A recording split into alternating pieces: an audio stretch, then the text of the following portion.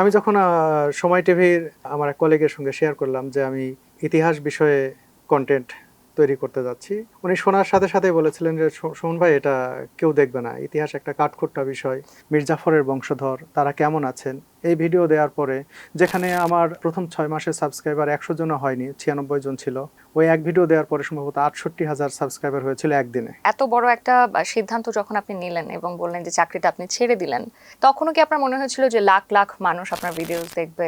ঘোরাটাই আমার পেশা, মানুষ ঘুরে খরচ করে আর আমি ঘুরে উপার্জন করি। মানুষ যত সহজে সুন্দর একটা ঝকঝকে স্টোরি দেখতে পায়, কিন্তু সেখানে যাওয়ার পথ ততটা মসৃণ হয় না সব সময়। দুনিয়ার সবচেয়ে প্রতাপশালী সম্রাটের শয়নকক্ষ থেকে বের হয়ে এলেও আমি এতটা খুশি হতাম না, আমার এতটা ভালো লাগতো না ম্যারাডোনার এই কুঁড়ে ঘর থেকে বের হয়ে এসে আমি তার চেয়ে অনেক বেশি খুশি হয়েছি। আমার খুবই ভালো লাগছে। মেসি, ম্যারাডোনা দুইজনের বাড়িতে গিয়েছি, এটা একটা ভিন্ন রকমের অভিজ্ঞতা, আমার সারা জীবন মনে রাখার মতো একটা অভিজ্ঞতা। প্রথম দিনে আমরা একটা পেঙ্গুইন কলোনিতে গেলাম, সলসবেরি প্লেন, যেখানে একসাথে 80,000 জোড়া পেঙ্গুইন থাকে ওই কলোনিতে।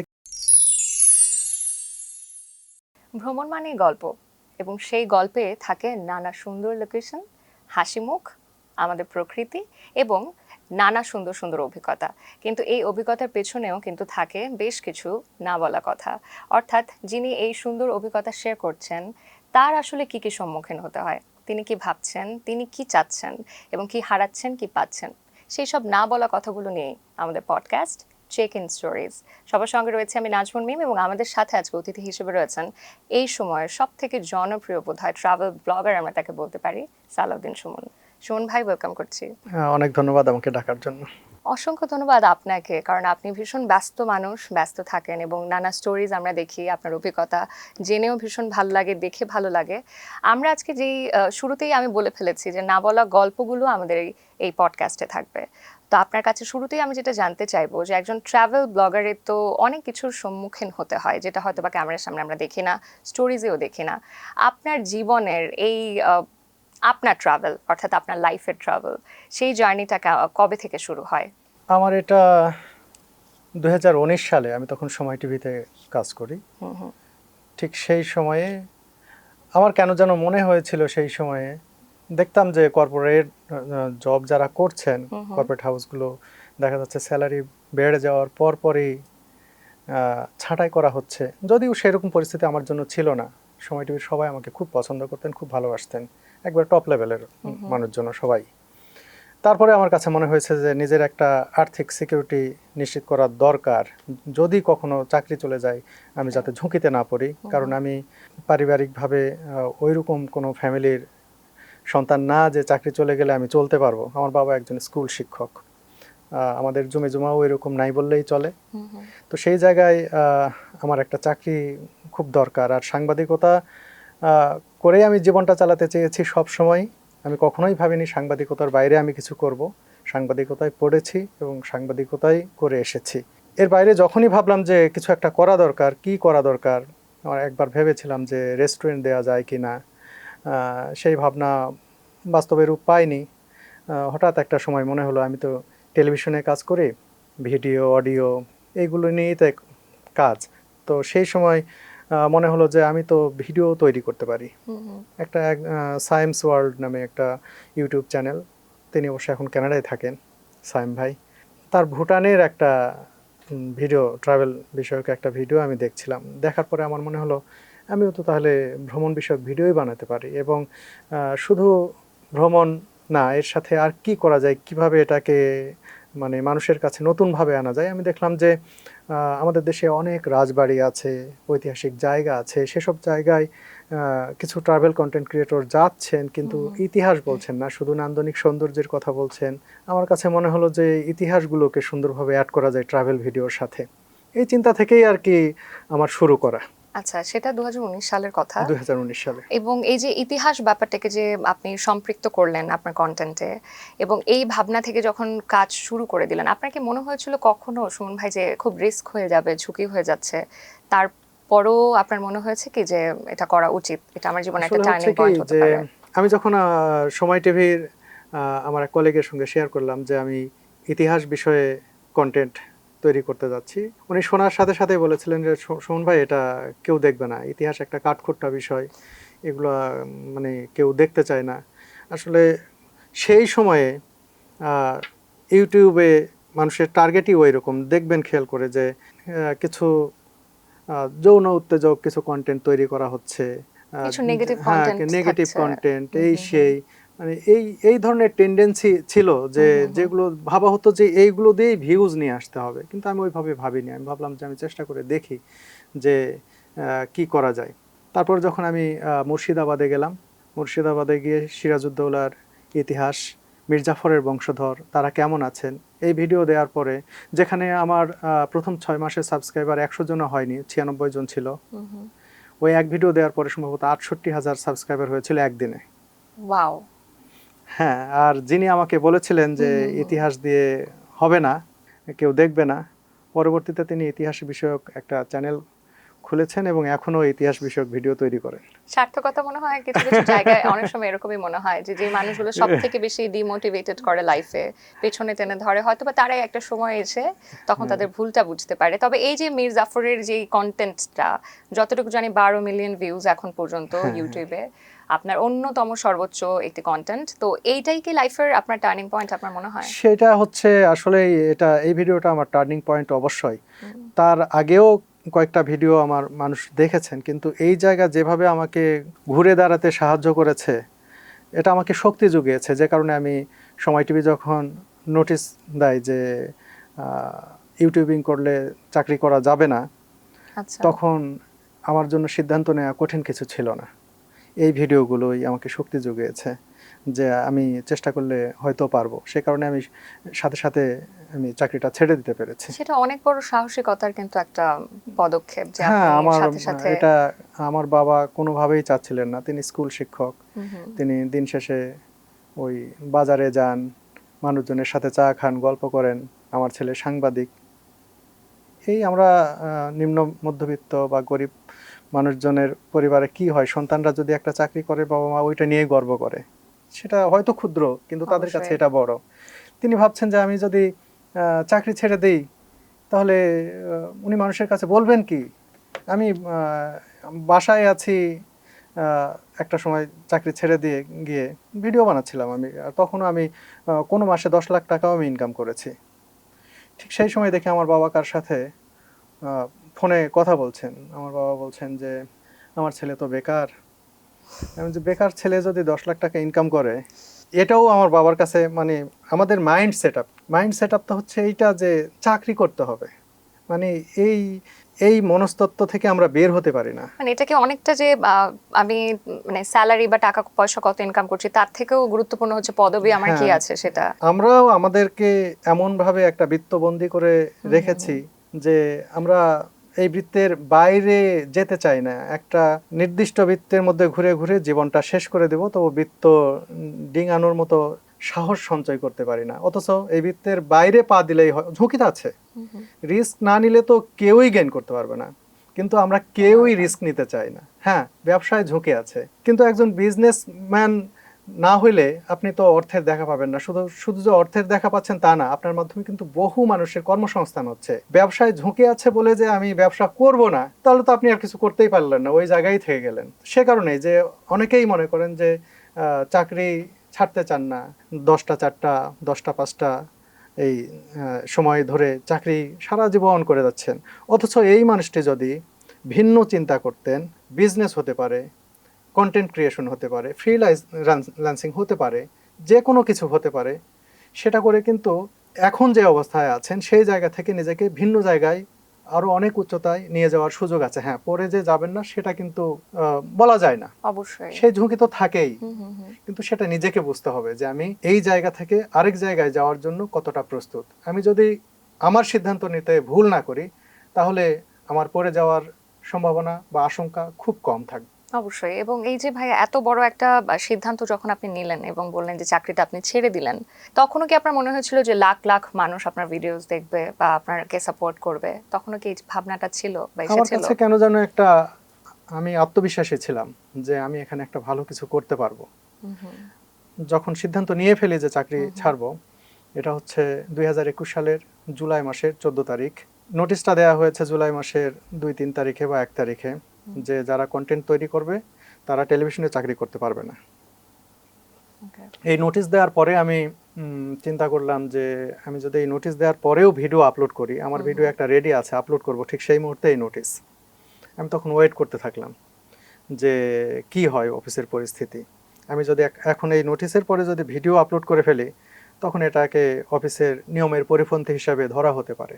তো 14 তারিখে গিয়ে আমি আমার সেই সময় যিনি এমডি ছিলেন আহমেদ জুবাইর, তো জুবাইকে যেয়ে বললাম যে ভাই আমি তো চাকরি ছেড়ে দেওয়ার সিদ্ধান্ত নিয়েছি, আর 14 দিন হলো নোটিশ দেওয়া হয়েছে, এই সময় আমি তো কোনো ভিডিও আপলোড করি নাই। আপনি যদি পারমিশন দেন তাহলে আমি একটু ভিডিওগুলো আপলোড দিতে চাই, আর আপনাকে আমি জানাচ্ছি এই মাসটায় আমি শুধু আছি 31 তারিখ পর্যন্ত, পরের মাসে আমি থাকবো না। আমার যদি ভিডিও আপলোড না দিই আমার চ্যানেলের রিচ কমে যাচ্ছে, র্যাঙ্কিং পড়ে যাচ্ছে, তো আমার ভিডিওটা দেয়া দরকার। তখন তিনি বললেন যে তুমি যদি চাকরি ছাড়ো আপত্তি নাই, তুমি চলে যাও, এটা আমি কোনোভাবেই চাচ্ছি না, তুমি থাকো, তোমার ওয়াইফকে দিয়ে চ্যানেল চালাও। আমি তখনও বিয়ে করিনি, আমি তো বিয়েই করিনি, আমার ওয়াইফ কি চ্যানেল চালাবে, আর একজনেরটা তো আরেকজন দিয়ে হয় না। অবশ্যই। তখন বললেন যে তুমি এখানে থাকা অবস্থায়, চাকরিতে থাকা অবস্থায়, তুমি যতদিন থাকো কোনো সমস্যা নাই আমাদের, এখানে থাকা অবস্থায় কোনো ভিডিও আপলোড করতে পারবে না। আমি তখন ওনার রুম থেকে বের হয়ে গিয়েই রিজাইন লেটার আমি লিখে জমা দিয়ে বাসায় এসেছি, সাথে সাথে 1 ঘন্টার মধ্যে আমি আপলোড দিয়েছি এসে ভিডিও। বাহ, মানে এমন সাহসিকতার গল্প আমি খুব কম শুনেছি। বা এই যে ইনস্ট্যান্ট যে ডিসিশনটা বের হয়ে 5 মিনিট লাগেনি আমার লিখতে, ছোট্ট করে ব্যক্তিগত কারণে আমি কন্টিনিউ করতে পারছি না, এইচআরে জমা দিয়ে আমি তখন আমার বাসা হচ্ছে রামপুরায়, আমি কি বলে এই কারণ বাজার থেকে তখন রামপুরা পর্যন্ত এই যে মুড়ির টিনের মতো কিছু যে গাড়িগুলো চলতো লক্কর ঝক্কর, যেগুলো দরজা খুলে পড়ে যায়, ওগুলাতে আমি 25-20 টাকা করে যাওয়া আসা করতাম। ওই একটা গাড়িতে উঠে চলে গেছি বাসায় রামপুরা, যেই আমি ভিডিও আপলোড দিয়ে দিছি। মানে এই জন্যই সুমন ভাই মনে হয় লাইফে বলে এই জন্যই ঝুঁকে নিতে হয়। আপনি ইনস্ট্যান্ট 5 মিনিটও না, মনে হয় 1 মিনিটের মধ্যে ডিসিশনটা নিয়েছেন যে আমি চাকরি করব না। আমার আশপাশের কলিগরা ভাই কি করছেন একটু ভাবেন, কিন্তু আপনি যেটা ঠিক করেছেন। একেবারেই সেই জেদ থেকেই কি এরপর এই যে একদম পুরো দমে লেগে যাওয়া যে আমি কন্টেন্ট বানাবো এবং এখানেই আমার সাফল্য অপেক্ষা করছে? তারপর থেকেই তো আমি আরো মনোযোগ দিতে পেরেছি ভালো মতো। আগে তো সপ্তাহে একটা কন্টেন্ট দিতাম, তখন চিন্তা করলাম যেহেতু চাকরি ছেড়েছি এখন আমার কাজের সুযোগ অনেক বেশি, তখন আমি আরো সপ্তাহে 2টা করে কন্টেন্ট দেওয়া শুরু করলাম আর কি। যদি ওই যেদিন আপনি প্রথম মানে ওই আপলোডটা করলেন রিজাইন এটা দিয়ে আসবার পর, ততক্ষণ পর্যন্ত বা কত সাবস্ক্রাইবার্স ছিল যদি জিজ্ঞেস করি আপনার চ্যানেলে? সেই সময় সম্ভবত আমার সাবস্ক্রাইবার ছিল 5.5 বা 6 লাখের মতো ইউটিউবে। আচ্ছা, বাহ, দারুণ। এখন আজকে এই পর্যন্ত 3.2 মিলিয়ন। হ্যাঁ, এখন বেশ বড় পরিবার। এবং এর পাশাপাশি যদি বলি যে আপনার যে কন্টেন্টটা টার্নিং পয়েন্ট আপনি বলছিলেন শুরুতে মীর জাফরের সেই কন্টেন্টটা, ওটার পরপরই কি মানুষ চিনতে শুরু করেছিল নাকি আগের থেকেই মানুষ চেনা শুরু করেছিল? আগে থেকে টুকটাক চিনতেন সাংবাদিক হিসেবে, আমি টেলিভিশনে রিপোর্ট করি, হয়তো টুকটাক দেখা যায়, কিন্তু সেই পরিচিতি খুবই কম। আচ্ছা, ইউটিউব দেখে আমাকে যত মানুষ চিনেছে সাংবাদিক হিসেবে সেই শতাংশ ধরলে একটা বালিকোনার মতো, মানে সেটার খুবই কম, কিন্তু ইউটিউব দেখেই অধিকাংশ মানুষ আমাকে চিনেছে। মানে আমি শুধু এতটুকু বলতে চাই সুমন ভাই, এটা যে কত বড় ইন্সপিরেশনের গল্প, এটা হয়তো বা যারা এই যে শুরু করবে কি করবে না, লাইফে কিছু করতে পারছে না, এই যে জবের কথা যে বললাম আমরা, ফ্রাস্ট্রেটেড হয়ে যাচ্ছে, অনেকে জব না পেয়ে সুইসাইডের মতো অ্যাটেম্প্ট নিচ্ছে, ওদের জন্য কিন্তু বেশ বড় একটা ইন্সপিরেশন আপনি। কারণ এই যে ইউটিউব থেকে বা অনলাইন ডিজিটাল প্ল্যাটফর্ম থেকে যে একটা এত সুন্দর লাইফ হতে পারে, একটা গোছানো জিনিস হতে পারে, এবং আপনি চুজ করেছেন ভ্রমণের মতো একটা যাত্রা, যে যাত্রা বলা যায় ভীষণ আনন্দেরও, অনেক কিছু শেখার থাকে। এটাতে তো আমি আসবোই যে আপনার এই জার্নিটা, যে আপনি ভ্রমণটা যে শুরু করলেন, এরপরে আসলে তারপরে সালাউদ্দিন সুমন কেমন হয়ে উঠলেন এত জায়গায় ট্রাভেলিং এর পর? নিজেকে তো চেনা যায়, আমরা নতুন জায়গায় যাই, নিজেদেরকে চিনতে পারি। আসলে মানুষ করে কি, চাকরি করে, ব্যবসা করে, টাকা পয়সা হয়, তখন মনে করে যে কিছু টাকা খরচ করে এই জায়গা সেই জায়গা ফ্যামিলি নিয়ে ঘুরবো, নিজে ঘুরবো, এই চিন্তাই তো করে। কিন্তু আমার পেশাটাই এমন, ঘোরাটাই আমার পেশা, এবং মানুষ ঘুরে খরচ করে, আর আমি ঘুরে উপার্জন করি। দারুণ, খুব সুন্দর বলেছেন। তবে সেক্ষেত্রে একটু জানতে চাইবো যে সব থেকে মনে হয় যে জীবনের মানে অনেক ট্রিপই তো আপনাকে কিছু না কিছু, সব ট্রিপই কিছু না কিছু শিখিয়েছে, সেক্ষেত্রে কোন ট্রিপটা আপনি মনেই করতে চান না, আপনার জীবনের সব থেকে বাজে অভিজ্ঞতার সম্মুখীন হয়েছেন? আসলে সবচেয়ে বেশি আমি কষ্ট পেয়েছি ব্রাজিলের যে ঘটনা রিসেন্ট, যে আমার রাস্তার ধারে দাঁড়িয়েছিলাম, আমার হাতে ফোন ছিল 17 Pro Max 1 TB, সেটাও বিষয় না। বিষয় হচ্ছে এখানে আমার খুব গুরুত্বপূর্ণ কিছু ভিডিও ছিল, আমার হাত থেকে টান দিয়ে নিয়ে চলে গেল। একটা ফোন হারালে যে কীরকম কত ধরনের ঝুঁকিতে পড়তে হয়। এখানে আমার ব্যাংকের লগ ইনগুলো আছে, আমার সোশ্যাল মিডিয়ার লগ ইনগুলো আছে, ফুটেজ তো ইম্পর্টেন্ট আছে, কিছু মানে ফাইলস থাকে। একটা দুঃসহ ব্যাপার। মানে ওই সময়টা খুব খারাপ সময় গেছে আমার জন্য। ট্রাভেল করতে গিয়ে খারাপ দিনগুলোর মধ্যে অন্যতম একটা, আরও তো নানান ঘটনা সব সময় ঘুরতে ফিরতে টুকটাক ঘটেই। মানে মানুষ যত সহজে সুন্দর একটা ঝকঝকে স্টোরি দেখতে পায়, কিন্তু সেখানে যাওয়ার পথ অনেক ততটা বেশি কঠিন। মসৃণ হয় না সব সময়। একদম। এর পেছনেও অনেক বাঁকা গল্প থাকে সোজা রাস্তার বিপরীতে। সেই বাঁকা গল্পগুলো আমি কম তুলে ধরার চেষ্টা করি। আমি দেখেছি কি যে ইদানিং আমি যে দু একটি নেগেটিভ ঘটনা তুলে ধরিনি তা নয়, কিন্তু আমি দেখেছি যে একটা ট্রেন্ড হয়ে যাচ্ছে ট্রাভেল কন্টেন্ট ক্রিয়েটরদের মধ্যে, কিছু কিছু মানুষের মধ্যে দেখছি তারা শুধু নেগেটিভিটিই খুঁজছে সব জায়গায় গিয়ে। কোন জায়গায় যে কি ঝামেলায় পড়লো, কে তাকে ঠকালো, কোথায় স্ক্যাম হচ্ছে, হ্যাঁ, এইগুলোকেই ফোকাস করা হচ্ছে। আমার কাছে মনে হচ্ছিল যে এগুলো দেখার পর আরো বেশি করে মনে হয়েছে যে আমি আমার সাথে খারাপ কিছু ঘটবে সেগুলো হয়তো শেয়ার করব না, তা না, করব, কিন্তু সেগুলোর পরিমাণ যেন খুবই কম হয়। এই যে ঘটনার কথা বললাম, এটা কিন্তু কোনো ভিডিও করিনি, কোনো ভিডিওতে আসবেও না, কিন্তু যেহেতু জিজ্ঞেস করলেন তাই হয়তো আমি বললাম। তো সেদিক থেকে সুমন ভাই, এই যে এটা খুব ভালো দিক আপনার, যে আপনি নেগেটিভিটিটাকে আনতে চান না, আপনি চান সুন্দর মুহূর্তগুলোই মানুষ উপভোগ করুক, সেই অভিজ্ঞতাই জানুক।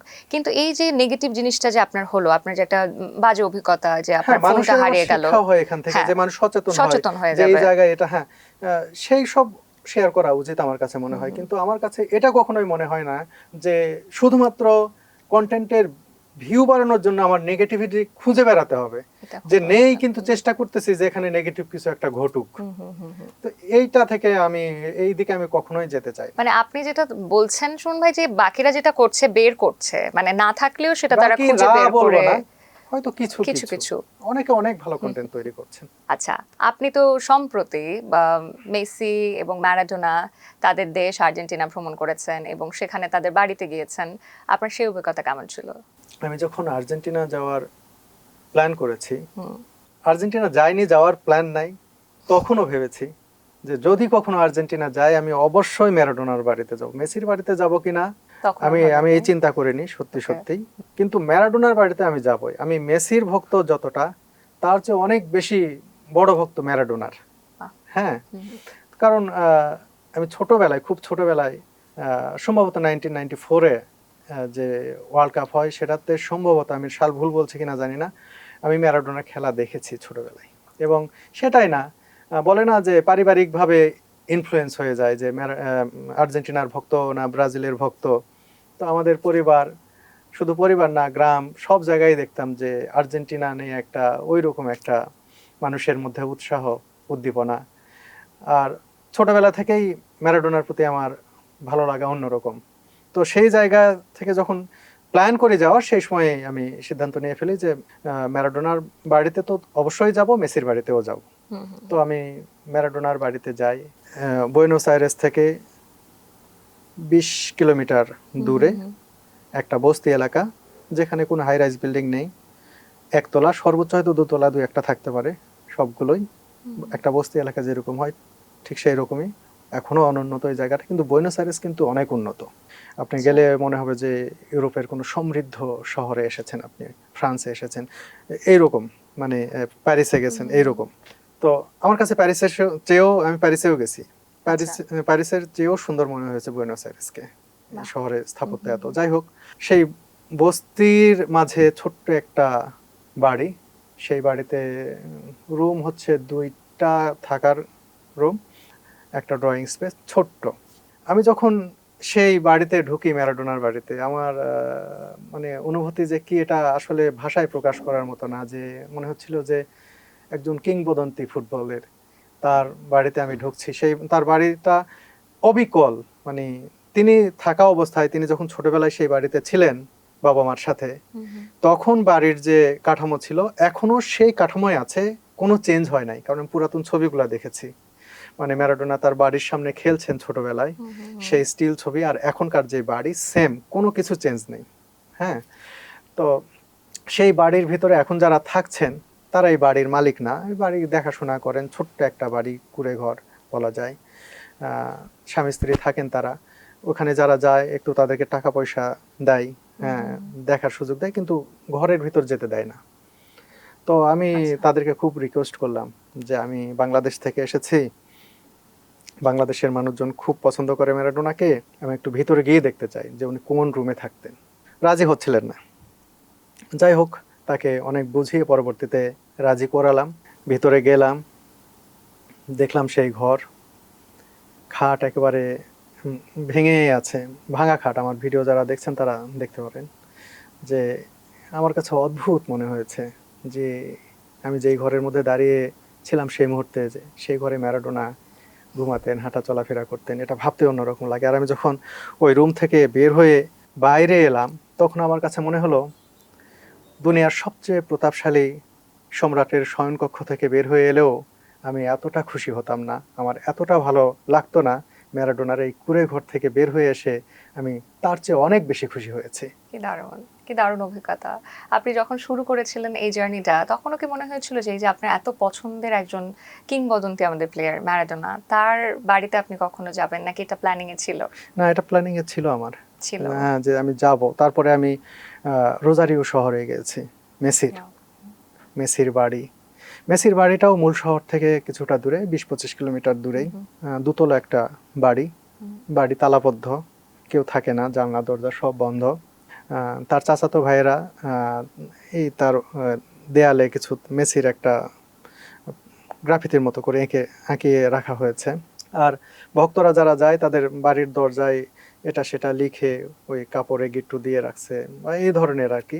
ওইখানে বাড়িটাই আছে, আর অন্য কিছু নেই, কারোর সাথে কথা বলার নেই। তবে প্রতিবেশী যারা আছে, তার সাথে বড় হয়েছেন, তারা অনেক গর্বিত তাকে নিয়ে। আমি গেলাম, তার পাশের একজন জার্সি নিয়ে আসলো তার বাড়ি থেকে বের করে, যে ওইখানকার একটা club Newell's Old Boys, এটাতে মেসি ছোটবেলায় খেলেছেন, সেই ক্লাবের একটা জার্সিতে মেসি স্বাক্ষর করেছেন, তার চাচাতো ভাইয়ের হাতে উনি মেসির কাছে পাঠিয়ে দিয়েছিল যে মেসি যেন এতে ইয়ে করে দেয়, অটোগ্রাফ দেয়।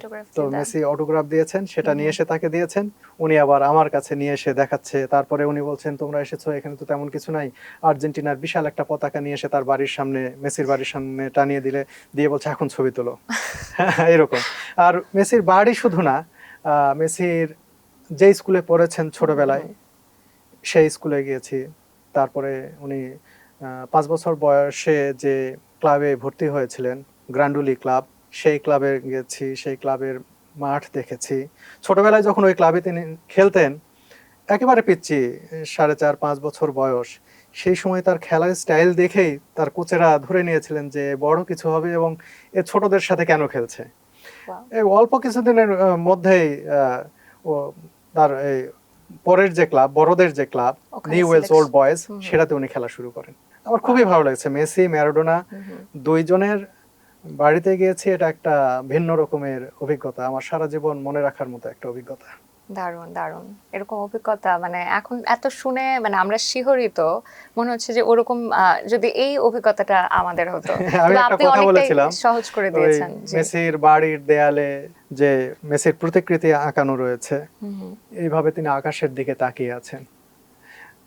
আমি তখন বলেছিলাম যে আকাশের দিকে তাকিয়ে তিনি কি তারকা দেখছেন? তার চেয়ে বড় তারকা এই ধরাধামে আর কে আছে? তিনি তাহলে কি দেখছেন? কি দারুণ কথা বলেছেন, দুর্দান্ত।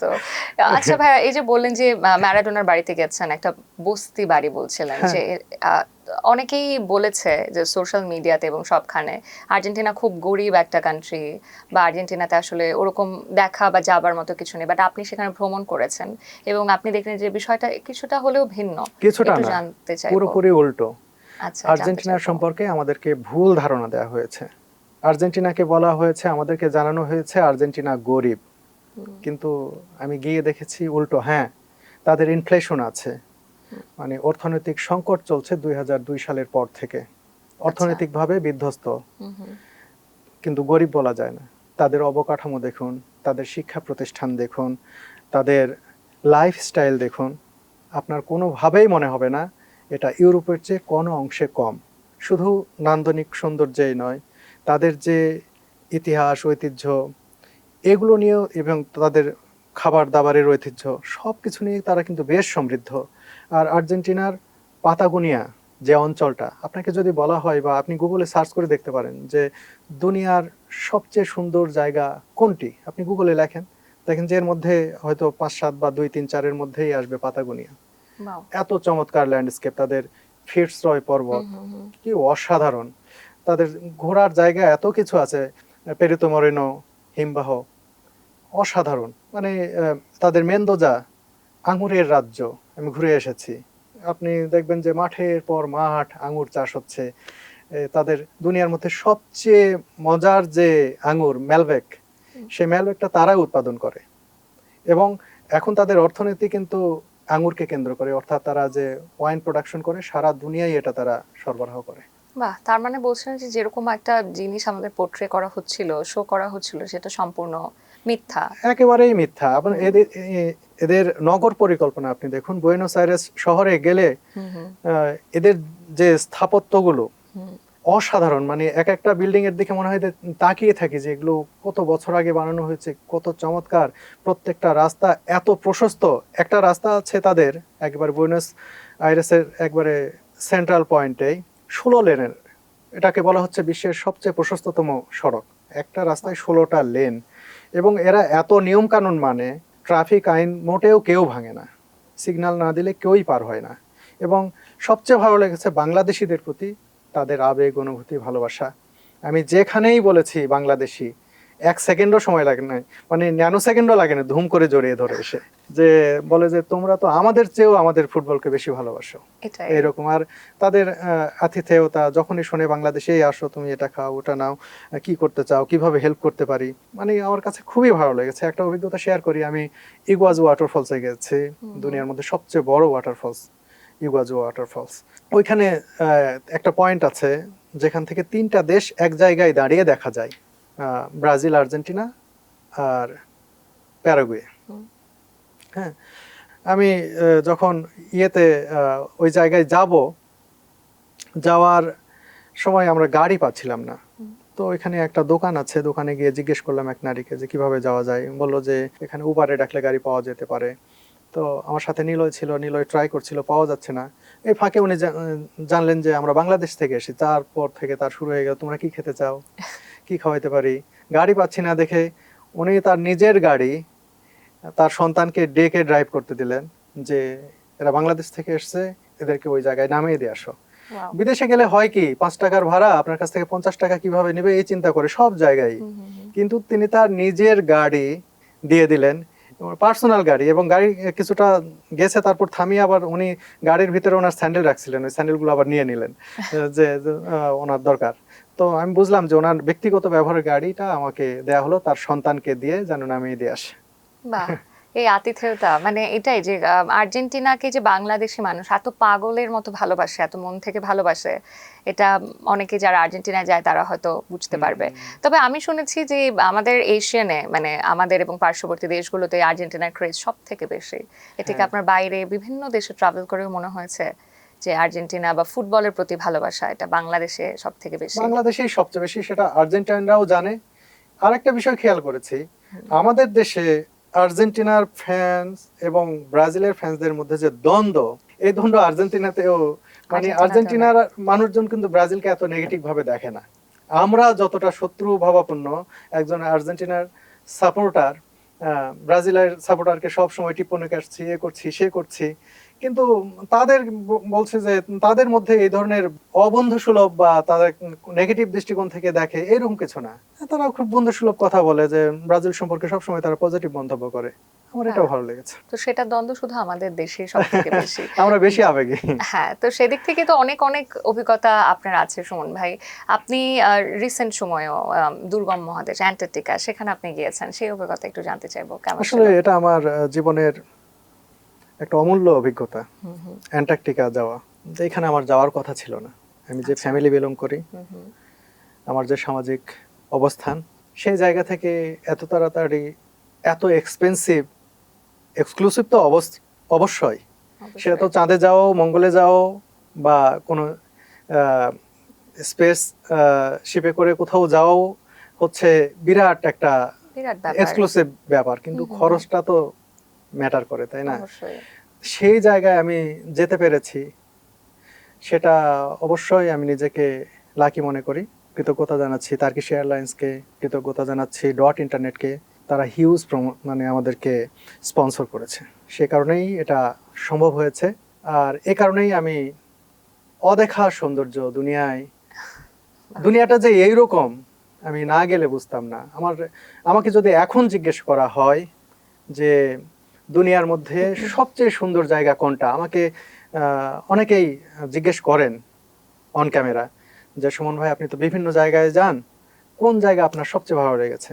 আমি বরাবরই উত্তর দিতাম যে জায়গা এখন আমি দেখিনি। হ্যাঁ, কিন্তু এখন আমার কাছে সোজা উত্তর এসেছে। সে জায়গা হচ্ছে অ্যান্টার্কটিকাও না, সাব অ্যান্টার্কটিক একটা দ্বীপপুঞ্জ, সাউথ জর্জিয়া আইল্যান্ডস। এটা অ্যান্টার্কটিকা যাওয়ার সময় এটা পড়ে, মানে অ্যান্টার্কটিকা সরাসরিও যাওয়া যায়, কিন্তু আমি যে ট্রিপে গেছি সেটা হচ্ছে 20 দিনের একটা ট্রিপ। 20 দিনের ট্রিপ এই কারণেই নিয়েছি যে আমি ওই আইল্যান্ড হয়ে ঘুরে যাব। অ্যান্টার্কটিকায় 10-12 দিনেও শেষ করা যায়, কিন্তু আমি সেটা নিই নাই। আমি নিয়েছি যে ফকল্যান্ড আইল্যান্ডস যাব, যেটা নিয়ে আর্জেন্টিনা এবং ব্রিটিশদের মধ্যে যুদ্ধ হয়েছে, এখনো দ্বন্দ্ব আছে। এই যে সম্প্রতি খেলার মধ্যেও সেই ফকল্যান্ড আইল্যান্ডকে আর্জেন্টাইনরা নিজেদের বলে দাবি করছে। হ্যাঁ, ওরাকে মানে ফকল্যান্ড আইল্যান্ডকে আর্জেন্টাইনরা মালভিনাস বলে, লাস মালভিনাস। খুব সুন্দর দ্বীপ, যাই হোক। কিন্তু সবচেয়ে সুন্দর লেগেছে, ফকল্যান্ড থেকেও 2 দিন লাগে জাহাজে যেতে, 2 বা 3 দিন জাহাজে ভাসতে হয় সাউথ আটলান্টিকে ভেসে, তারপরে যেতে হয় হচ্ছে সাউথ জর্জিয়া আইল্যান্ডস। এর প্রত্যেকটা দ্বীপ এত সুন্দর, মানে এটা বলে বোঝানোর না। আমি ভিডিওগুলো তৈরি করছি, আমার যতটুকু ভাষা জ্ঞানে বোঝানোর দরকার বোঝানোর চেষ্টা করছি, তাও মনে হয় যে আমি ঠিক বর্ণনা দিতে পারছি না, যে এতই সুন্দর। প্রথম দিনেই আমরা একটা পেঙ্গুইন কলোনিতে গেলাম, সলসবেরি প্লেন, যেখানে একসাথে 80,000 জোড়া পেঙ্গুইন থাকে ওই কলোনিতে, কিন্তু আমার দেখে মনে হয়েছে কয়েক লাখ হবে। এই জরিপ কিভাবে করছে আমি জানি না, কিংবা আমার দেখার ভুল কিনা আমিও জানি না, যে আমি হিসাবটা ভুল করছি কিনা। আমার কাছে মনে হয়েছে লাখ লাখ পেঙ্গুইন আমার সামনে দাঁড়িয়ে আছে। সেগুলো হচ্ছে দুনিয়ার সবচেয়ে সুন্দর পেঙ্গুইন, কিং পেঙ্গুইন। পেঙ্গুইন তো বিভিন্ন ধরনের আছে, মানে পেঙ্গুইনের প্রজাতি আগে আমি চিনতামই না কোনটা কি, শুধু জানতাম পেঙ্গুইন। কিন্তু এখন আমি চিনি যে কোনটা কোন পেঙ্গুইন, কার কি মানে ক্যারেক্টার, এখন আমি সবই জানি। আর সবচেয়ে সুন্দর পেঙ্গুইন হচ্ছে কিং পেঙ্গুইন আর এম্পারর পেঙ্গুইন হচ্ছে সবচেয়ে বড়। এম্পারর পেঙ্গুইন হচ্ছে প্রজাতির মধ্যে বড়, দেখতে আবার কিং পেঙ্গুইনের মতো, কেউ আলাদা করতে পারবে না, খালি ছোট বড় হিসেবে হয়তো ভাবতে পারে।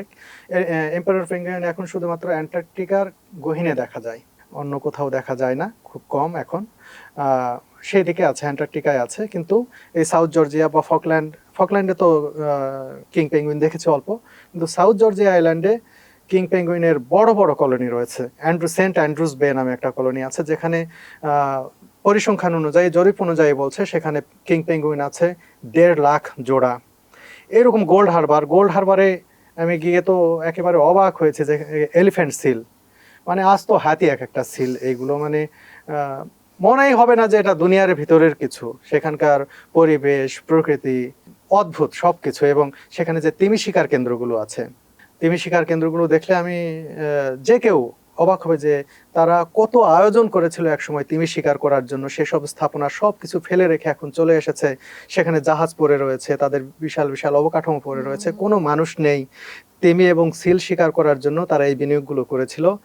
এটা বন্ধ হয়ে গেছে হচ্ছে 1960-এর দশকে। তার আগে প্রায় 100 বর্ষ ধরে তারা কিন্তু এই কাজগুলো করেছে, সিল শিকার করেছে, তিমি শিকার করেছে। যাদের শিকার করার জন্য তারা এইসব বানিয়েছিল, এখন আবার মানুষ চলে এসেছে, এখন তাদের দখলে গেছে। কারণ এই যে হোয়েলিং স্টেশনগুলো, এগুলো সবগুলো এখন পেঙ্গুইন আর সিলরা বসবাস করে, আর মানুষ নেই এগুলো। তো অসাধারণ, মানে খুবই আপনার মনে চমৎকার। হবে যে মানে মনে হয়েছে কিনা আপনি হ্যাঁ। তো নিজের চোখে দেখেছেন যে স্বর্গই বোধহয় আসলে এটা দেখছেন। অন্যরকম, সেই কারণেই বলে আমাকে যদি এখন কেউ জিজ্ঞেস করে দুনিয়ার মধ্যে সবচেয়ে সুন্দর জায়গা কোনটা, সাউথ জর্জিয়া আইল্যান্ডস। তবে খুব কি মানে ঝামেলায় পড়তে হয়েছে, মানে আমি যদি যাবার কথা বলি, এবং আপনি যতটুকু সবাই দেখে, আপনার যারা ভিউয়ার্স আছে তারাও জানে আপনি নিজে ভিডিও করছেন, আপনি নিজে বানাচ্ছেন, সেক্ষেত্রে আপনার কি খুব সমস্যার সম্মুখীন হতে হয়েছে কোনো কিনা? সমস্যা নেই সেখানে, শুধুমাত্র আচ্ছা ড্রোন উড়াতে পারবো না, এটা নিয়ম তাদের। আচ্ছা। তারা ড্রোন অ্যালাউ করবে না, হুম হুম। ভিডিও করাতে কোনো সমস্যা নেই। একটা সমস্যা কি যে সি সিকনেস, যে জাহাজ অনেক দোলে যখন চরম আকারের সমস্যা দেখা দেয় আমাদের, যারা অভ্যস্ত নই সাগরে ভেসে, হুম হুম হুম। সেটা থেকে রক্ষা পাওয়ার উপায় আছে। আমার ভিডিও যারা দেখছেন তারা জানেন যে আমার এখানে একটা প্যাচ লাগানো আছে টিপের মতো, এটা দিলে 72 ঘন্টা আর সি সিকনেস কাজ করবে না। তো এই আধুনিক উপায়গুলোও আছে। আর রিস্ক বলতে আগে যেরকম আটলান্টিকে যাওয়ার পরেই তো আমার মনে হয়েছে যে এই মহাসাগরেই তো টাইটানিক ডুবে গেছে, ভয়ও কাজ করে যে আমরা ডুবে যাই কিনা, কিন্তু না, এখনকার যে জাহাজ আমরা যে গিয়েছিলাম, আমাদের জাহাজের নাম হচ্ছে হন্ডিয়াস, এমভি হন্ডিয়াস। এটা একটা ক্রুজ শিপ এবং আধুনিক, এর প্রযুক্তিগতভাবে এটা খুবই উন্নত। এটা টাইটানিক জাহাজ তো ডুবে গিয়েছিল যে সমুদ্রের নিচে ডুবে থাকা আইসবার্গের সাথে ধাক্কা লেগে, ধাক্কা লেগে। কিন্তু এখনকার জাহাজগুলা অনেক আগে থেকেই শনাক্ত করতে পারে আইসবার্গ কোথায় আছে, ওটা Wow. দেখে দেখে চলতে পারে। শুধু তাই নয়, এই জাহাজগুলা যে সমুদ্র যখন খুব উত্তাল থাকে, হুম হুম। যাতে ব্যালেন্স করা যায় সেই প্রযুক্তিগুলোও আছে, যে অনেক উত্তাল কিন্তু দুলবে কম, বাহ, তাহলে সেটা তো অনেকখানি সহজ করে দিল, মানে সহজ করে দেয়। এবং ডোবার হুম হুম ডুবতে পারে যে কোনো কিছু, হুম হুম। কিন্তু এই জাহাজগুলো এখন এমন ভাবে তৈরি করা হয়েছে, ওই সহসায় ডোবার কোনো ইয়ে নেই, ভয় নেই। বাহ, তাহলে আপনার এই অভিজ্ঞতা শুনে আমার মনে হয় অনেকেই প্ল্যান করবে যে এত সুন্দর জায়গাটা একবার হলেও যাবার। আর আমি যখন অ্যান্টার্কটিকা গেলাম, এটা জি।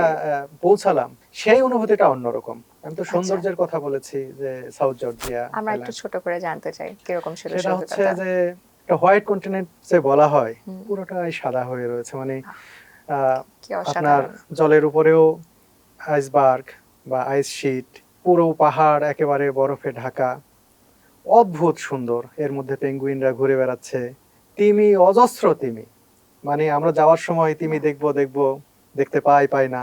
অ্যান্টার্কটিকায় যখন গেলাম, চোখের সামনে শত শত তিমি এসে খেলা করে, মানে এই ফ্লোক করে আর কি, মানে লেজ দেখে আবার ডুব দেয়, এটা খুবই চমৎকার লাগে। আর এই অ্যান্টার্কটিকা হচ্ছে সবচেয়ে বেশি হচ্ছে হামব্যাক প্রজাতির তিমি।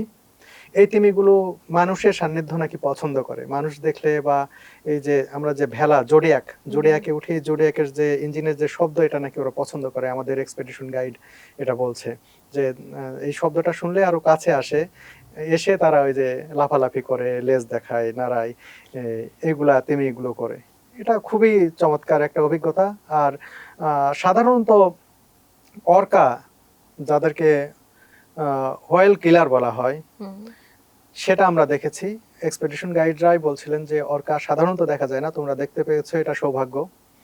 অর্কা তিমির চেয়ে ছোট হয়ে থাকে, কিন্তু এরা এতই ক্ষিপ্র, এরা তিমি শিকার করে থাকে, মানে এটা অদ্ভুত। আমার কাছে খুবই ভালো লাগছে এই অভিজ্ঞতা। আর আমি যতই জায়গা চেঞ্জ করেছি, ফকল্যান্ড আইল্যান্ডে এসেছি তখন এক ধরনের পেঙ্গুইন দেখেছি, সাউথ জর্জিয়া এসে আরেক ধরনের দেখেছি, সাউথ জর্জিয়া থেকে যখন আমি চলে আসলাম সাউথ অর্কনি আইল্যান্ডে, তখন আবার আরেক ধরনের পেঙ্গুইন।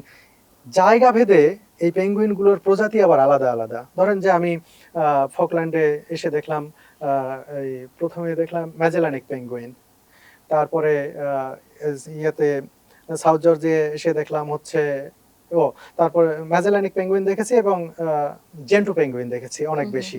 সাউথ জর্জিয়া এসে দেখলাম কিং পেঙ্গুইনের আধিক্য। তারপরে যখন আমি সাউথ অর্কনি আইল্যান্ডের সিডনি আইল্যান্ডে গেলাম, সেখানে এসে দেখলাম যে এখানে আবার ভিন্ন প্রজাতির চিন স্ট্র্যাপ পেঙ্গুইন। এই পেঙ্গুইন গুলো দেখলে মনে হবে যে এরা হেলমেট পরে আছে, এদিক দিয়ে কালো একটা দাগ ফিতার মতো মনে হচ্ছে হেলমেটের ফিতা, এদের নামও এরকম, চিন স্ট্র্যাপ। হ্যাঁ, আবার যখন অ্যান্টার্কটিকায় গেলাম, অ্যান্টার্কটিকায় গিয়ে দেখলাম অ্যাডেলি পেঙ্গুইন। অ্যাডেলি পেঙ্গুইন হচ্ছে চোখের বলের দুই পাশ দিয়ে সাদা এরকম রেখা, মানে এক একটা এক এক ধরনের, এবং সবগুলো অদ্ভুত কিউট। মানে ওইটা দেখেই তো আনন্দ যে অনেকখানি মানে অভিজ্ঞতাটা ওখানে মানে সফল হয়ে যায় যখন এদেরকে দেখা যায়। আপনি যখন দেখবেন যে বিশাল বিশাল আইসবার্গ সমুদ্রে এক একটা পর্বত ভাসছে, মনে করেন আমি আমার যখন জোডিয়াকে ভাসছি অ্যান্টার্কটিকার যে সমুদ্র যে জল, সেখানে কিন্তু ওই রকম উত্তাল না, ঢেউ নাই, শান্ত জল, কারণ বরফ আছে তো ওই ঢেউ ওইভাবে আসে না। আমি আমার এক্সপেডিশন গাইডকে বলছি যে এখানে গভীরতা কত হতে পারে আমি যেখানে ভাসছি। হ্যাঁ। বলছে 2 কিলোমিটারের মতো হবে। ওই শুনে মনে হচ্ছে নিচের পায়ের তলা মনে সুরসুর করছে যে যে কি হচ্ছে, আমি এরকম এই জায়গায় ভাসছি যে আমার নিচে 2 কিলোমিটার গভীর। গভীর, সেটাই না, অদ্ভুত। মানে যত শুনছি তত মুগ্ধ হচ্ছি সুমন ভাই। আচ্ছা, যদি বলি যে প্ল্যানটা কি আছে, মানে নেক্সট কোথায় যাচ্ছেন? আপনি তো বলেছেন অনেকগুলো ভিডিও এখন পর্যন্ত আটকে আছে, আপনি এখনো ছাড়েননি, হ্যাঁ, ওগুলো অনেক প্ল্যান ভিডিও। আছে, কিন্তু এছাড়া কোথায় নেক্সট প্ল্যান যাবার? নেক্সট আসলে আমি বলছি না, আমার হচ্ছে একটু আকর্ষণ থাক। এটুকু বলতে পারি যে আমি চেষ্টা করবো এমন জায়গায় যাওয়ায় যেসব জায়গায় মানুষ হয়তো কম যায়, হুম হুম হুম। যায় হয়তো কম যায়। আমি এটাও খুঁজি যেখানে কেউ যায় নাই, সেইখানে আমি যেতে চাই।